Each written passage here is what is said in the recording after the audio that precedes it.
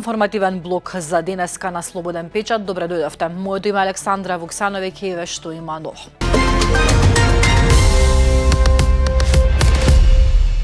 Собственик на хотел во Скопје вчера вечер беше брутално претепан од двајца насилници и итно во сериозна состојба е принесен во клиничкиот центар. Како што неофицијално објави Фокус, тој бил нападнат од синовите на кумот, кои се одамна познати на полицијата.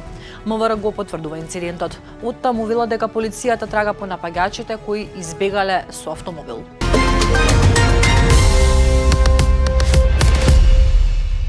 Директор на јавно предпријатие од Македонска каменица ќе одговара откако според МВР му дозволил на инкасаторот предпријатието, кој имал исполнато услови за пензија, да работи еден месец повеќе. Со ова велат од полицијата, директорот значително го оштетил буџетот на комуналното предпријатие за цели 850 евра, колку што во бруто износ била дополнителната плата на инкасаторот.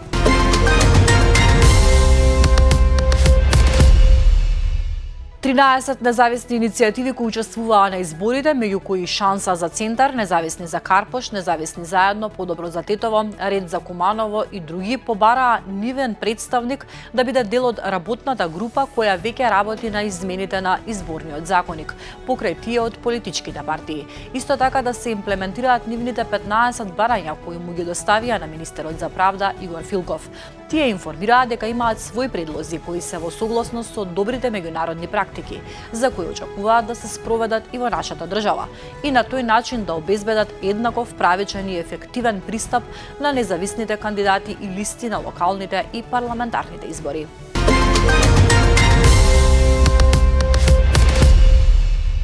Новата законска рамка за високо образование и наука нуди многу повеќе можности за професорите, научниците, истражувачите и студентите за личен развој и за придонес кон градењето на општеството, базирано на знаења, вештини, научни достигнувања и иновации, рече вчера министерката за образование и наука Весна Јаневска. Таа нагласи дека процесот со донесувањето на законите е транспарентен и трае 1,5 година. Прифативме бројни конструктивни сугестии, а критичкиот осврт на академската и научната заедница многу помогна за подготовка на најдобрата верзија на законот. Не е ова одглумена дебата, таква не би траела толку долго. И не е принципот на работа од 2018 година, кога закони носеше Министерскиот кабинет, рече Јаневска.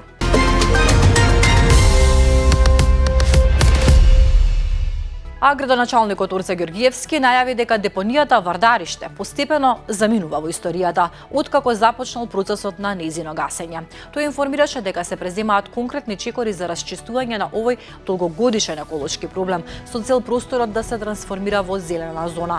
Според најавите, на местото на поранешната депонија треба да никнат нови зелени површини, кои ќе придонесат за подобрување на квалитетот на воздухот и животната средина во Скопје.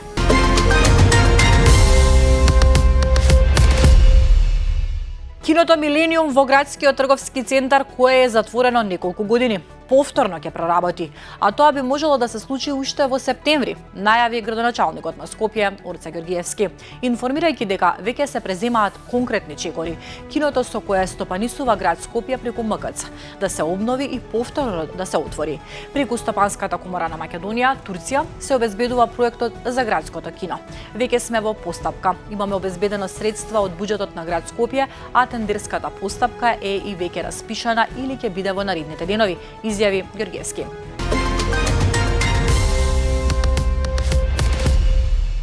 А еве ги вестите од светот. Примирието во Либан стапи во сила. Најмалку 10 дена во конфликтот меѓу Израел и Хезболах, оружјето треба да молчи. Постапувањето во сила на прекинот на огнот меѓу завојуваните соседни земји Либан и Израел, ситуацијата останува тензична. Утринава либанската армија го обвини Израел за кршење на договорот. Проиранскиот Хезболах, според сопствените изјави, изврши одмазнички напад врз израелските војници. На меѓународно ниво, прекинот на огнот беше поздравен. Истрели на радост можеа да се слушнат во јужните предградија на либанскиот главен град Бејрут. Либанската армија денеска во раните утрински часови објави на онлайн платформата X дека се забележани повеќе израелски агресии. Проиранската милиција Хезболах соопшти дека како мерка на одмазда бомбардирала собир на израелски војници во близина на градот Хиам во јужен Либан.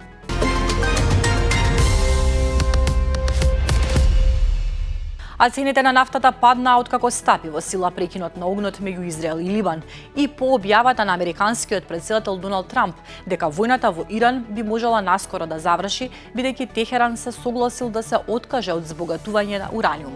Глобалниот референтен Брент на суровата нафта Брент падна на околу $98,5 за барел, додека цената на американската сурова нафта се спушти на $93,6.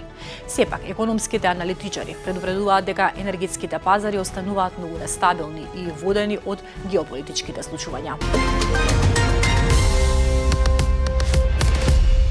Европа би можела да доживее големи прекини во летовите во рок од неколку недели, бидејќи глобалните енергетски представници предупредуваат дека континентот има можеби 6 недели преостанато гориво за авиони, што би можело да доведе до понатамошно зголемување на цените и откажување на летовите.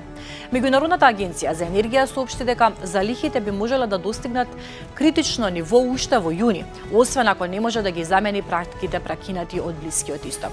Зголемувањето на цените на млазното гориво, кое скокна од околу $80-90 на $150-200 за барел во последните недели, принуди голем број авиокомпании ширум светот да ги зголемат цените на билетите, да воведат дополнителни такси и да ги ревидираат деловните прогнози.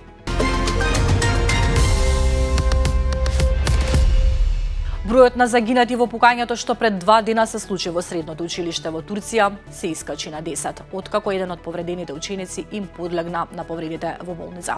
Турската полиција уапси 162 лица под обвинение за објавување видеа од двете пукотници во училиштата што се случија во земјата оваа недела на социјалните мрежи, потврди министерот за правда, истакнувајќи дека тие се обвинети за споделување содржини што шират страв и го величат криминалот. Најмалку 16 лица беа повредени во пукотница во средно училиште во вторникот, додека 10 лица беа убиени во пукотница во друго училиште во средата. Илјадници луѓе се собраа вчера на погребите на учениците, а најмладите жртви имаа 10 години. Унгарскиот премиер Виктор Орбан синоќа изјави дека е одговорен за поразот на неговата партија Фидес на парламентарните избори на 12 април и повика на целосна обнова на десничарската заедница. Во своето прво големо интервју по изборниот пораз за YouTube каналот Патриота, кога беше директно прашан кој е одговорен за поразот на изборите, тој одговори: "Јас сум претседател, јас сум виновен." Тој изјави дека неговата политичка кампања не успеала, иако ги имал сите услови да биде различен и да ја прифати одговорноста за лошите резултати. Снимки објавени на платформата X покажуваат како колона камиони и оклопни возила напушта американската база во Сирија, додека во позадината се извиваат столбови од чад, кои наводно се од опремата што американците не можеле да ја поднесат, па ја уништиле.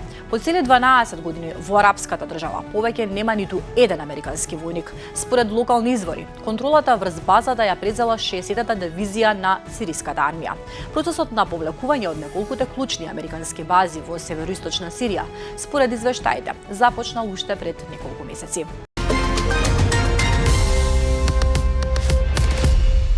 Осум лица загинаа во пат на хеликоптер во Индонезија. Хеликоптерот Airbus изгуби контакт 5 минути по полетувањето од плантажата во Мелави.